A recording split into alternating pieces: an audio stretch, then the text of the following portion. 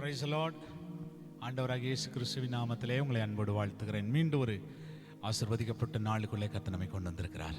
இந்த நாள் நமக்கு ஒரு மிகுந்த ஆசீர்வாதத்தினாலாய் அமையட்டும் என்று நான் உங்களை வாழ்த்தி, வேதத்திலே ஏசாயா தீர்க்கதரிசன புத்தகம் 29ஆம் அதிகாரம் என்னுடைய 14ஆம் வசனத்துக்குள்ளே நாம் கடந்து போகிறோம். ஆதலால் இதோ நான் அற்புதமும் ஆச்சரியமுமான பிரகாரமாக இந்த ஜனங்களுக்குள்ளே ஒரு அதிசயத்தை செய்வேன். அவர்களுடைய ஞானிகளின் ஞானம் கெட்டு அவர்களுடைய விவேகம் மறைந்து போகும் என்று ஆண்டவர் சொல்லுகிறார்.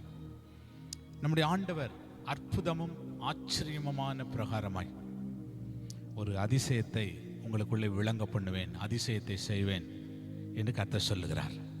அந்த அதிசயம் அதுதான் ஆண்டவராகிய இயேசு கிறிஸ்து இந்த பூமியில வந்து மனுக்குலத்தினுடைய பாவத்தை தாம் மேல ஏற்றுக்கொண்டு மனுக்குலத்துக்கு ஒரு பெரிய விடுதலை கொடுத்த ஒரு பெரிய அதிசயம். பரலோகத்திலிருந்து இந்த பூலோகத்துக்கு பரலோக தேவன், மகிமை பொருந்தின தேவன், கேருபீன்கள் சேராபீன்கள் எல்லாம் சேனைகளின் கர்த்தர் பரிசுத்தர் பரிசுத்தர் என்று ஆராதிக்கிற இந்த மகிமை பொருந்தின கர்த்தர் இந்த பூமியில இறங்கி வந்து மனுக்குலத்தை ரட்சிக்கும்படி இறங்கி வந்து நம்ம எல்லாரும் ஏற்றுக்கொண்டார்.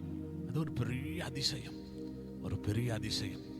வானாதி வானங்கள் கொள்ளாத தேவன் அவர் ஒரு பூமியில ஒரு மனித அவதாரம் எடுத்து வந்து உங்களையும் என்னையும் அவர் மீட்டுக்கொண்டார்.